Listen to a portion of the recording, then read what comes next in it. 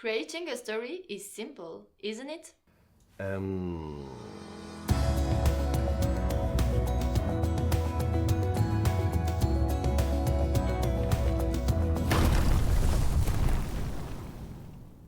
This project was born of the desire to create a funny story in an imaginary universe, inspired by Big Fish and The Secret Life of Walter Mitty. We had a very interesting and pleasant collaboration with Sylvain and Sixtine, who brought our characters to life.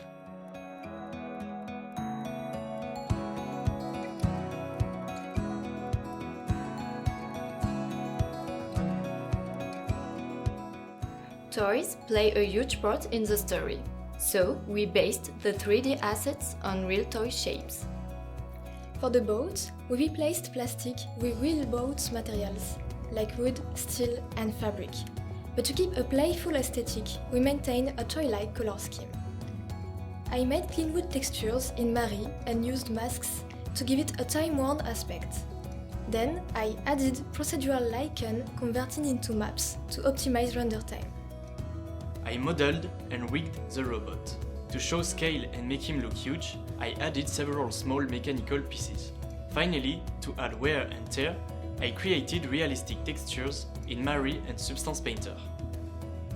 The moon is a hero asset, almost a character, so making it seem both alive and imaginary was crucial. I made some concepts to decide how much I should exaggerate its shape.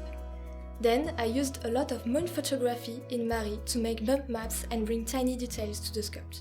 Once the moon was on the ground, we wanted it to appear alive but wounded. So, we made the brightness oscillate to make it look like it was still breathing. To emphasize the magical aspect, I created a thin layer of smoke and particles that gravitate around it.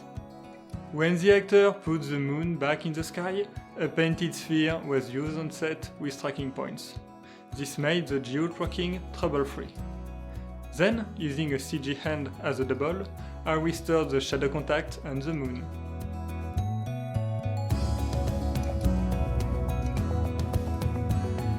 The light board and keyframe I made allowed me to find a dramatic but dreamy mood for each sequence of the film. This made it easier for me to light the 3D shots. We made some design changes later, for example to the robot, but the mood remained the same. Another challenge was using daytime shots for both day and night sequences. For the night shots, the lighting needed to be done in 2 steps. First, we shot on an overcast day, so I matched the plates. Then, I created passes for the night lighting.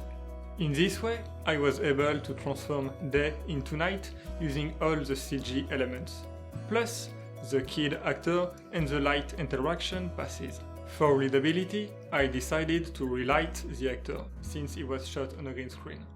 In addition to the sky, the city is the backdrop to all the action, so we wanted the streets to look realistic. That's why we scanned real buildings. To save time, we did cam-maps and we cleaned the textures based on what the camera sees. But we couldn't scan thousands of buildings. So in Houdini, I created a building tool to fill them into the background. This allowed us to do rooftop shots. I did several procedural shaders using Substance Designer and tiled photos taken on set. To resolve our technical needs and save time on repetitive tasks, I created several tools in Python with Qt. For example, several scripts to manage the huge number of buildings between Houdini and Maya. The story takes place in a fantasy universe, so we minimized the RBD effects to avoid melodrama. To simplify my work, my entire RBD setup was adaptable to all the shots. I also did a realistic fracture tool to speed my work. I mainly worked on the robot's animation. I had to keep 2 important considerations in mind: toy-like movements and a massive weight. My references were real-life toys and the robots from the movie Pacific Rim. We wanted the music to bring a cartoonish and joyful mood. So we collaborated with composer Yann Menou and several students from the Sound Design School Audio Workshop. We hope you enjoyed this story as much as Thank you!